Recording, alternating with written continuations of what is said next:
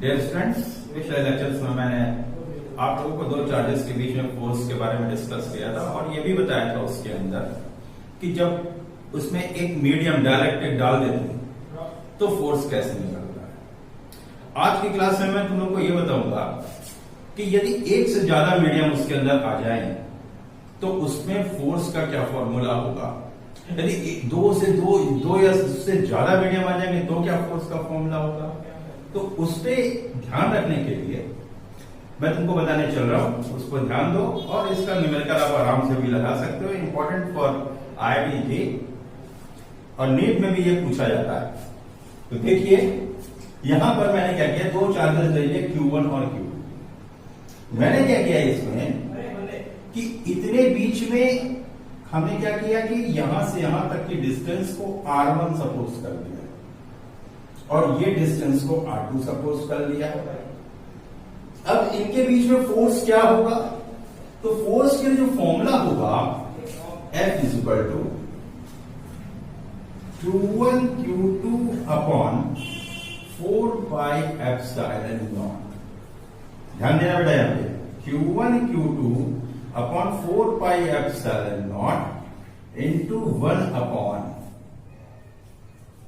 अब इसका dielectric constant K1, इसका डायलेक्ट्रिक कांस्टेंट K2, तो क्या हो जाएगा root K1 R plus root K2 R। यहां पे R की जगह पे क्या रखोगे K1 R1 और यहां पे क्या रखोगे K2 R2 का क्या हो जाएगा होल स्क्वायर। अब सोचो यदि कई सारे मीडियम प्रेजेंट हो तब कैसे करोगे। सेम पैटर्न में सेम मैनर में हमने यहां पे चार्ज Q1 लिया और यहां पे चार्ज Q2 लिया और इसके बीच में मैंने कई सारे मीडियम इंसर्ट कर दिए। सोचो पहला मीडियम K1, दूसरा मीडियम K2, ऐसे डैश डैश डैश इसमें क्या कर दिया K। तो ये डिस्टेंस तुम्हारी यहां से R1, इतनी डिस्टेंस पे R2 और ये तुम्हारी डिस्टेंस क्या हो गई Rn। यानी हमने n इंसुलेटिंग मीडियम इसके अंदर दोनों के बीच चार्जेस के बीच में रख दिया। अब इनके बीच में इस फॉर्मूले को जनरलाइज देखो मैं करने चल रहा हूं, देखो कैसे करता हूं, इस पे ध्यान दो। तो F is equal to Q1 Q2 upon 4 pi epsilon naught into 1 upon. Same manner में चलेगा बेटा, कैसे root K1 R1 plus root K2 R2 plus dash dash dash dash plus root Kn Rn का whole square. That is the formula for when you are inserting between the two charges. ठीक है ना, when you are inserting number of mediums between the two charges. So what is the formula for the force? That is Q1 Q2 upon 4 pi epsilon naught into 1 upon root K1 R1 plus root K2 R2 plus dash dash dash plus root Kn Rn whole square. अब यदि मुझको ये check करना है कि ये जो मेरा फॉर्मूला है वो सही है कि नहीं सही है, तो हम केवल क्या करते हैं कि इसको एक मीडियम में कन्वर्ट करते हैं। तो एक मीडियम में कन्वर्ट करोगे तो पूरी की जगह पे R1 R2 है या R1 R2 R3 dash dash dash Rn है, इसकी जगह पे हम कुल मिला के एक मीडियम लाएंगे तो पूरा क्या हो जाएगा K हो जाएगा और ये क्या हो जाएगा R हो जाएगा। तो तुम्हारे फॉर्मूले में क्या होगा इसको देखो।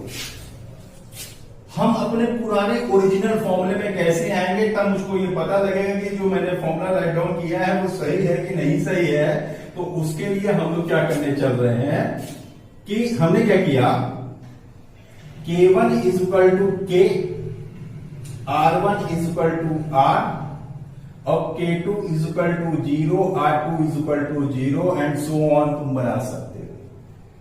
तो अब यदि हम इस फॉर्मूले में रखते हैं, इस वाले फॉर्मूले में, तो फोर्स क्या आएगा F is equal to Q1 Q2 upon 4 pi epsilon naught root के, क्योंकि K1 की जगह पे क्या रखना है रूट के, और R1 की जगह पे क्या रखना है R plus 0 into 0 whole square. अब देखो फॉर्मूले को जनरलाइज करो, सिंप्लीफाई करो, तो क्या बन जाएगा Q1 Q2 upon 4 pi epsilon not KR square, that is your previous formula. तो इसका मतलब क्या हुआ कि जब हम एक मीडियम है तो ये फॉर्मूला, और कई सारे दो मीडियम है तो ये वाला फॉर्मूला यूज करेंगे, और यदि कई सारे मीडियम आप इंसर्ट कर दो 2 3 4 5, तो उसके लिए हमने फॉर्मूले को जनरलाइज कर दिया, और जनरलाइज करने के बाद मैंने क्या किया कि इसमें n मीडियम को मैंने इंसर्ट करके तुमको मैंने बता दिया। अब देखो, अभी तक तो हम लोग पॉइंट चार्ज की बात कर रहे थे, अब इसके बाद हम लोग डिस्ट्रीब्यूशन ऑफ चार्जेस की बात करूंगा। डिस्ट्रीब्यूशन ऑफ चार्जेस का मतलब क्या होता है, यदि चार्जेस को आप डिस्ट्रीब्यूट कर दिए यूनिफॉर्मली, अब हम तीन तरह से चार्ज को डिस्ट्रीब्यूट कर सकते हैं। पहला क्या है, लीनियर चार्ज डिस्ट्रीब्यूशन, यानी चार्ज को लीनियरली आप डिस्ट्रीब्यूट कर दीजिए। नंबर 2 सरफेस चार्ज डिस्ट्रीब्यूशन, यदि किसी स्ट्रिप के ऊपर, यदि प्लेन पेपर कोई है उसके ऊपर चार्ज को यूनिफॉर्मली डिस्ट्रीब्यूट कर दीजिए। तो उसमें होता क्या है कि अच्छा, तीसरा क्या है, वॉल्यूम चार्ज डिस्ट्रीब्यूशन। आप किसी भी सॉलिड ऑब्जेक्ट के अंदर आप चार्ज को डिस्ट्रीब्यूट कर दो यूनिफॉर्मली। तो इसका मतलब यह है कि जैसे जैसे उसकी लेंथ बढ़ती है, यदि लीनियर चार्ज डिस्ट्रीब्यूशन है तो कंसीडरिंग चार्ज भी बढ़ता चला जाएगा, और कंसीडरिंग चार्ज के बढ़ने से फोर्स की वैल्यू क्या हो जाएगी, इंक्रीज कर जाएगी। उसी तरह से सरफेस के ऊपर चार्ज, यदि कंसीडर चार्ज को तुम बढ़ाओगे, इंक्रीज करोगे, तो फोर्स बढ़ेगा। और इसी तरह से वॉल्यूम को भी देखोगे, कंसीडर वॉल्यूम तुमने बढ़ा दिया सॉलिड ऑब्जेक्ट का, तो क्या होगा कि चार्ज का कंसीडर चार्ज बढ़ जाएगा, और जब कंसीडर चार्ज इंक्रीज करेगा तो हम उस पर फोर्स की वैल्यू को निकाल सकते हैं। और बहुत ही आसान काम है, इसको मैं तुमको अभी मैं बताने चल रहा हूं। तो continuous charge distribution, continuous charge distribution में सबसे पहले नंबर 1 लीनियर चार्ज डिस्ट्रीब्यूशन। तो बच्चों देखो, लीनियर चार्ज डिस्ट्रीब्यूशन का मतलब क्या होता है, सपोज कर लो कि ये कोई वायर है, दिस वन, इसमें आपने चार्जेस को यूनिफॉर्मली डिस्ट्रीब्यूट कर दिया। हमने कहा कि consider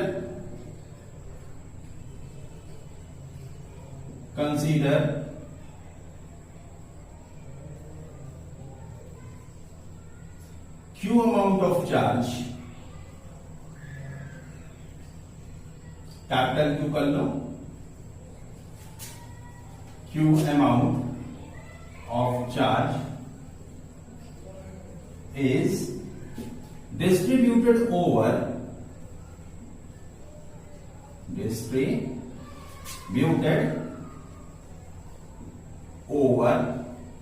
a wire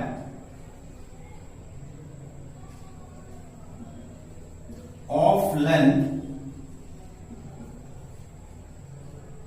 capital L। क्या पढ़ा रहे हैं, लीनियर चार्ज डेंसिटी। तो टॉपिक में लिख दे रहा हूं, न बच्चों को पता नहीं लगता कि क्या पढ़ा दिए सर। लीनियर चार्ज डिस्ट्रीब्यूशन,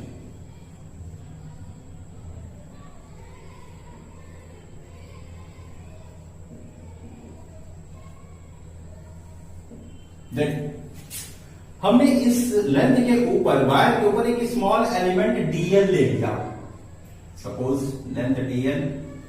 अब इसमें अमाउंट ऑफ चार्ज तो बहुत ही कम होगा ना, तो सपोज कर लो कि इसमें जब dl, इसके एलिमेंट dl पे अमाउंट ऑफ चार्ज क्या है, सपोज करो कि dq।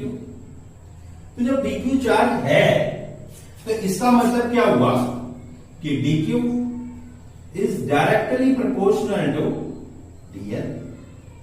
So dq is equal to क्या हो जाएगा, लैम्डा टाइम्स ऑफ dl। तो what about q, q is equal to integration of, ध्यान से देखना, इंटीग्रेशन ऑफ क्या हो जाएगा, 0 to L तो इसको हम इसकी लिमिट्स में क्या कर रहे हैं, इंटीग्रेट कर रहे हैं। 0 to L लैम्डा dl। अब जरा सा मेरी बात सुनो यहां पे कि ये जो dq है इसमें भी हम क्या कर रहे हैं, यहां पे total amount of charge 0 to capital Q कर लो।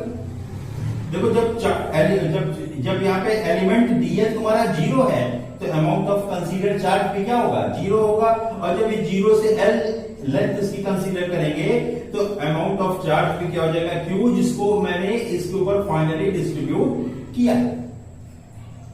हमने इसको इंटीग्रेट कर दिया और तुमको पता है, क्या पता है, 1dx का इंटीग्रेशन क्या होता है, x। तो हमने यहां पे अब यहां पे किसके रिस्पेक्ट में कर रहे हो, चार्ज के रिस्पेक्ट में कर रहे हो। जब चार्ज के रिस्पेक्ट में करोगे तो 1dq का इंटीग्रेशन क्या हो जाएगा, q हो जाएगा, स्मॉल q। अब इसमें लिमिट लगा दो 0 टू कैपिटल Q। अब यहां पर क्या होगा, लैम्डा तो कांस्टेंट है, इंटीग्रेशन से बाहर आएगा, है क्या, अभी बताता हूं तुम लोगों को।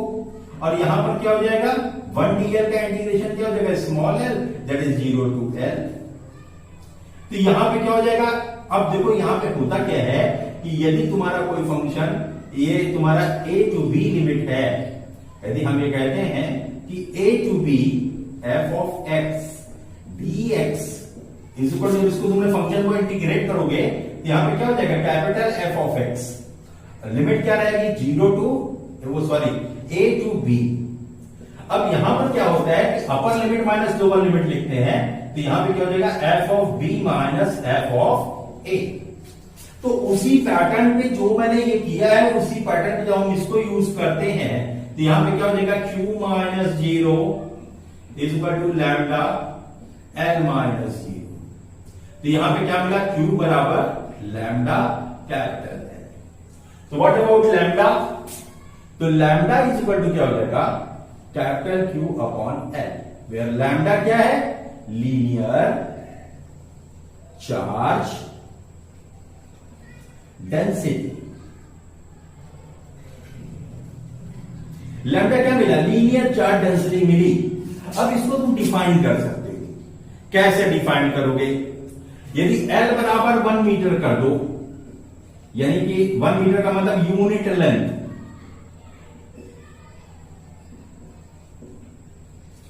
तो अब इसको डिफाइन कैसे करेंगे, ध्यान से सुनो, क्योंकि जैसे इसको डिफाइन कर रहे हैं वैसे ही सरफेस चार्ज डेंसिटी, वैसे ही वॉल्यूम चार्ज डेंसिटी, सभी एक ही पैटर्न पे चलता है बेटा। तो यदि एक क्लियर हो गया तो बाकी सारे के सारे क्लियर हो जाएंगे। अभी इसी में तुमको फोर्स भी बताऊंगा, और जब फोर्स बता दूंगा तो देखो लीनियर चार्ज डेंसिटी भी तुमने सीख लिया, कंटिन्यूअस डिस्ट्रीब्यूशन भी सीख लिया, फोर्स भी निकालना तुमको आ जाएगा। तो ऐसे ही सरफेस और वॉल्यूम का भी अपने आप हो जाता है। मैं एक एक करके तुमको बताता हूं। सबसे पहले लीनियर चार्ज डेंसिटी की definition. Linear charge density, linear charge density is defined as कैसा as, यानी linear charge density defined as मतलब इतना हो गया,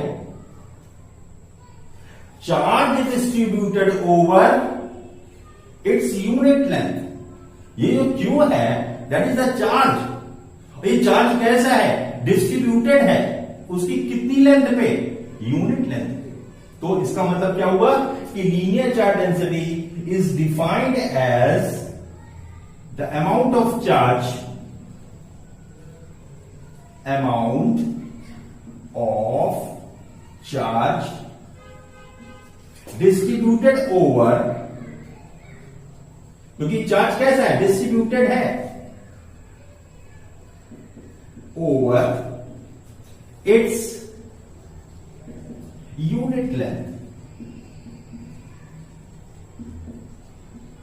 अब जरा सोचो, हमने क्या सीखा यहां पर, लीनियर चार्ज डेंसिटी सीखी। तो लीनियर चार्ज डेंसिटी का मतलब क्या बोलो, कितना मस्त है, इसमें कोई टेंशन नहीं है, डेफिनेशन कितनी आसान है। हमने क्या बोला, linear charge density is defined as, means इतना पोर्शन हो गया।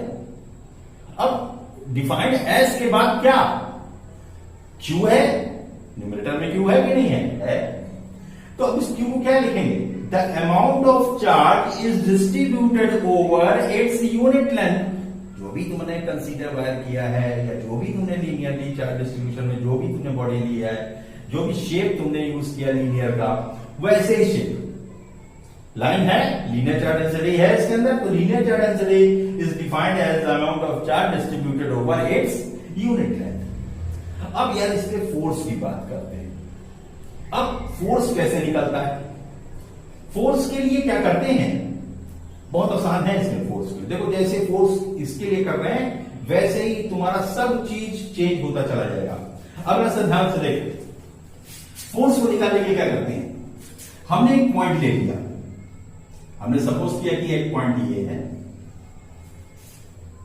अब इसके अलोंग जो यूनिट वेक्टर है वो सपोज कर लो कि आर है। हमने यहां पे कोई चार्ज रख दिया स्मॉल क्यू। अब इस पर मुझको फोर्स निकालना है, तो इस पर जब फोर्स निकालना है तो फोर्स का फॉर्मूला क्या बनेगा? तुमको मैंने बताया है बेटा, 1F इज इक्वल टू 1/4πε0। यदि क्या यूज करते हो तो इसका मतलब क्या है कि इसके अंदर मीडियम में है, और यदि तुम इसको मीडियम में ना रख करके एयर और वैक्यूम में रखोगे तो के की वैल्यू क्या होती है? 1 होती है। सपोज कर लो कि के की वैल्यू क्या है यहाँ पे 1 है, एयर और वैक्यूम की बात हो रही है। लेकिन तुमको ये कहना चाहिए कि सर आप जो है इस dq से फोर्स निकालेंगे, तो dq से जब फोर्स निकलेगा तो स्मॉल अमाउंट ऑफ फोर्स निकलेगा उस पॉइंट पर, तो इसीलिए यहां पे क्या हो गया? df हो गया। और क्योंकि ये वेक्टर होता है इसलिए मैंने यहां पे वेक्टर का साइन लगा दिया। अब यहां पे 1/4πε0 ये क्या हो जाएगा? q into D Q upon क्या हो जाएगा? R square unit vector of R. अब जरा सोचो कि इसमें ये तो कांस्टेंट है, ये भी कांस्टेंट है, ये सारी चीजें कांस्टेंट ही है। तो अब इसका मतलब क्या है कि क्या चीज फोर्स किस पे डिपेंड कर रहा है? फोर्स dq पे डिपेंड कर रहा है। यदि कंसीडर चार्ज को हम इंक्रीज करते चले जाते हैं बेटा, तो जो जैसे जैसे dq चार्ज बढ़ता जाएगा वैसे वैसे अमाउंट ऑफ कंसीडर फोर्स भी क्या होता जाएगा? इंक्रीज करता जाएगा। यदि कंसीडर लेंथ बढ़ेगी, जरा ध्यान सुनो, लेंथ इंक्रीज करेगी तो चार्ज इंक्रीज करेगा, चार्ज इंक्रीज करेगा तो फोर्स भी इंक्रीज करेगा। तो जब फोर्स इंक्रीज करता है तो इसका मतलब क्या हुआ कि आप लिख सकते हो कि F इज इक्वल टू, ध्यान से देखना, dF is equal to, constant सारे हटा दो बाहर, Q अपॉन 4πε0 आर स्क्वायर। पहले इसका भी झंडा खड़ा कर दें, यूनिट वेक्टर ऑफ आर है। यूनिट वेक्टर ऑफ आर का मतलब क्या हो गया? Vector R upon mod of R. ये dq रखा है तो vector R means vector R upon mod of R यानी आर। अब इसके बाद तुम ये देखोगे जब फोर्स का फॉर्मूला आगे की ओर बढ़ता है तो क्या हो जाएगा? dF is equal to q into D Q upon 4πε0 R cube, और यहां पर क्या हो जाएगा? D Q into unit vector, केवल वेक्टर आर। अब देखो हम इसको इसकी लिमिट के लिए क्या करने? इंटीग्रेट करते हैं। अब जब हम इसको लिमिट के लिए इंटीग्रेट करते हैं तो उसके पहले इसको लेंथ के फॉर्म में ले आते हैं। अब लेंथ के फॉर्म में क्या आएगा? देखो यार एक चीज यहां पे 2 बार हो गया था। यहां पे dF इज इक्वल टू, देखो मैंने क्या किया कि Q अपॉन 4πε0 आर क्यूब, और यहां पे क्या लिख दिया? लैम्डा dl, और यहां पे क्या हो जाएगा? Vector r। अब यहां पर हमको चाहिए फोर्स, तो वेक्टर F। अब यहां पे जितने कांस्टेंट सबको बाहर निकाल लो, Q into lambda upon 4πε0 R cube, ये क्या हो जाएगा? 0 से L 1dl वेक्टर r। सही है, कोई दिक्कत तो नहीं है? ठीक है, इससे हम लोग क्या कर सकते हैं? फोर्स को मैंने इसके अंदर निकाल दिया। कि इस तरह से हम लोग लीनियर चार्ज डिस्ट्रीब्यूशन से फोर्स को फाइंड आउट कर सकते हैं। एक बार फिर से देखो, मैंने क्या किया, चार्ज को लीनियरली डिस्ट्रीब्यूट किया, तो हमने एक इनफाइनाइट लेंथ का एक वायर ले लिया, फाइनाइट लेंथ का वायर ले लिया। सपोज करो कि हमने कहा consider Q amount of charge is distributed over a wire of length capital L. तो इसका मतलब क्या होगा कि जैसे जैसे लेंथ को बढ़ाएंगे वैसे वैसे हमारा कंसीडर चार्ज क्या होगा, बढ़ेगा। तो इसका मतलब है कि प्रोपोर्शनलिटी का रिलेशन है, तो प्रोपोर्शनलिटी का रिलेशन है, इसका मतलब dq is directly proportional to dl। तो dq इज इक्वल टू क्या हो जाएगा, लैम्डा टाइम्स ऑफ dl। तो हमने इसकी टोटल लेंथ के लिए जब इसको इंटीग्रेट किया इसकी लिमिट्स में, तो हमने क्या लिखा, 0 से q 1 dq is equal to 0 से l लैम्डा dl। अब हमने क्या, लैम्डा तो कांस्टेंट है ना, ये तो चेंज नहीं होगा क्योंकि ये चेंज कभी हो ही नहीं सकता। अब जब लैम्डा को मैंने बाहर किया तो वन का इंटीग्रेशन क्या होता है, एल के रिस्पेक्ट में एल होगा, और यहाँ पे वन का इंटीग्रेशन चार्ज क्यू के रिस्पेक्ट में क्या हो जाएगा, क्यू हो जाएगा। अब इसकी लोअर लिमिट क्या है, 0, अपर लिमिट क्या है, क्यू। यहाँ पे लोअर लिमिट क्या है, 0, अपर लिमिट क्या है, क्यू। तो इसका मतलब कि Q is equal to lambda L, और Q is equal to lambda L है। तो अब यहां से हमने लैम्डा को निकाला, लैम्डा क्या है, क्यू बाई एल। लैम्डा क्या है, लीनियर चार्ज डेंसिटी। अभी देखो मैंने यहां पे देखो यूनिट का डिस्कशन नहीं किया, इसलिए देखो रिवाइज करने से क्या होता है, यदि मान लो कोई टॉपिक उसके अंदर कोई भी पॉइंट छूट रहा होता है तो तुमको आसानी से पता लग जाता है। अब देखो यदि हम यहां पर उसकी यूनिट की बात करें तो वो क्या हो जाएगा, कूलम पर मीटर। यूनिट क्या हो जाएगी, कूलम पर मीटर। अब यदि यहां पर तुम कहोगे सर इसकी डायमेंशन क्या होगी, तो डायमेंशन क्या होगी, देखो डायमेंशन तो बताते रहे, L माइनस 1 T इंटू ए। अब देखो चार्ज की किससे निकली है, IT से निकली है। I क्या है, करंट। इसकी डायमेंशन क्या होती है, A, और T क्या है, टाइम। टाइम की डायमेंशन क्या होती है, कैपिटल T। तो देखो हमने क्या, L minus 1 T A is the dimension of linear charge. इसको देखो डेफिनेशन कैसे निकली इसकी, कि linear charge density is defined as like this, defined as कैसे defined as, the amount of charge distributed over its कौन सी लेंथ, यूनिट लेंथ। तो इससे तुम्हारा क्या हो गया, डेफिनेशन हो गया। अब इस पर यार हमको फोर्स भी निकालना है। अब how to find you force, तो हमने सपोज कर लिया कि एक पॉइंट स्पेस में ले लिया, उस पर हमने क्यू चार्ज रख दिया, और डीएल लेंथ से, एलिमेंट की लेंथ क्या है, डीएल है, उस पे चार्ज कितना है, डीक्यू है। उस चार्ज डीक्यू से उस पॉइंट के जो यूनिट वेक्टर है वो तुम्हारा क्या, स्मॉल आर है। इसका मतलब इसकी डिस्टेंस कितनी है, आर है। हमने आर डिस्टेंस पे कोई पॉइंट लिया था। अब इस पर जो फोर्स होता है वो फोर्स क्या हो जाएगा, वेक्टर डीएफ। अब तुम कहोगे सर वेक्टर डीएफ क्यों, क्योंकि यार कंसीडर चार्ज ही तुम्हारा यदि बहुत स्मॉल है तो उस पर जो लगने वाला फोर्स होगा वो भी तो बहुत स्मॉल ही होगा ना, तो कंसीडर फोर्स भी तो कम आएगा ना। तो इसीलिए क्या है कि vector DF is equal to 1/4 pi epsilon naught Q into DQ upon R square unit vector of R. अब यहां यूनिट वेक्टर ऑफ आर यानी vector R upon mod of R, R का आर स्क्वायर में multiply करोगे तो क्या हो जाएगा, आर क्यूब। तो यहां पर क्या हो जाएगा, Q upon 4 pi epsilon naught R cube DQ into केवल वेक्टर आर। अब यहां पर क्या हो गया कि vector DF is equal to, अगर ध्यान सुनो, डीक्यू बराबर क्या होता है, लैम्डा डीएल। अब जो हमने कहां से पाया, उधर से पाया, डीक्यू बराबर क्या है, लैम्डा डीएल। देखो मैंने ये वाला देखो मैंने यूज किया है, यहां पर डीक्यू बराबर क्या है, लैम्डा डीएल। जितने कांस्टेंट थे मैंने सब बाहर कर दिए, यानी कि Q lambda upon 4 pi epsilon naught R cube 0 to L 1 dl। अब इससे तुम क्या कर सकते हो, फोर्स को फाइंड आउट कर सकते हो। मेरे ख्याल से तुमको इसको चीज को समझने में कोई दिक्कत नहीं आई होगी। अब इसके बाद हम लोग सरफेस चार्ज डिस्ट्रीब्यूशन की ओर चले।